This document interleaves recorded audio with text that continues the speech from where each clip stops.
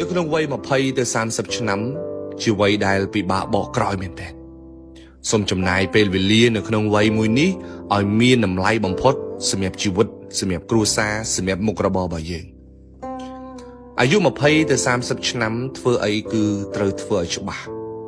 ដល់วัยនេះជាวัยដែលមានអម្រែកធំមែនតើដែលយើងត្រូវទទួលខុសត្រូវហើយចាប់អីសូមចាប់ឲ្យច្បាស់ការងារដែលយើងធ្វើត្រូវតែមានចំណូលចិញ្ចឹមខ្លួនឯងចិញ្ចឹមគ្រួសារចិញ្ចឹមជីវភាពរស់នៅរបស់យើងឲ្យបានល្អអ្នកខ្លះដល់វ័យនេះហើយគាត់នៅនិយាយពាក្យថាធ្វើលេងធ្វើសិនអត់ដឹងធ្វើអីជាដើមហើយបើសិនជាវ័យនេះយើងសត់ចំណូលទៀតយើងនឹងពិបាកមែនតើនៅថ្ងៃក្រោយនៅក្នុងវ័យនេះធ្វើអីសូមធ្វើឲ្យច្បាស់ចាប់អីសូមចាប់ឲ្យច្បាស់លក់ដូរអីសូមលក់ដូរឲ្យច្បាស់ត្រង់ចំណុចមួយហ្នឹងធ្វើអីធ្វើវាឲ្យសកម្ម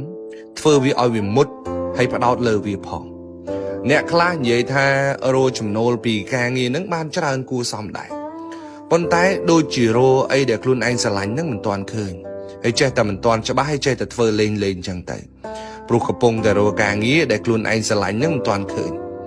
សម្រាប់ខ្ញុំបើការងារទាំងឡាយណាដែលកំពុងតែរកចំណូលឲ្យយើងនាពេលបច្ចុប្បន្នហ្នឹងណាបងប្អូនសូមចំណាយពេលវេលាទៅលើវាឲ្យច្រើនតិចទៅថាមិនត្រូវយើងអាចនឹងចូលចិត្តវាថាមិនត្រូវយើងអាចនឹងស្រឡាញ់វាក៏ថាបាន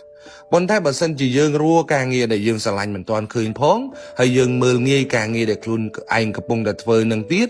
អានឹងជារឿងមួយដែលយើងត្រូវគិតឡើងវិញនៅក្នុងវ័យ20ទៅ30 ឆ្នាំសូមចំណាយពេលវេលាទៅលើរឿងមានប្រយោជន៍ហើយក៏ត្រូវហ៊ានដើរចេញពីរឿងដែលអត់ប្រយោជន៍ដែរនៅលើបណ្ដាញសង្គមខ្ញុំឃើញអ្នកខ្លះនៅតុកស៊ីកមែនតើ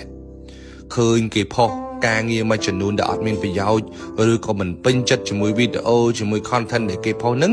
អត់អូសម្លងទេនៅតែចំណាយពេលវេលាវែកញែករੂខុសរੂត្រូវអ្នកខ្លះឈានទៅដល់ការឆ្លោះប្រកែកជេរប្រមាថគ្នានៅលើបណ្ដាញសង្គមក៏មានដែរហើយអាសូរតែក្មេងតូចមិនដឹងអីទៅសិតតែមនុស្សអាយុ20ទៅ30 ឆ្នាំវ័យពេញសន្សំរឿងមានប្រយោជន៍បែរជាមកចំណាយពេលឆ្លោះគ្នាជាមួយគេជាមួយឯងនៅលើបណ្ដាញសង្គមនឹងខាតពេលមែនតើរឿងណាដែលមិនមានប្រយោជន៍អូសវាចោលទៅកុំរវល់ជាមួយវាយើងមិនគាំទ្រយើងមិនអើពើយើងមិនចូលមើលយើងមិនចំណាយពេលមើល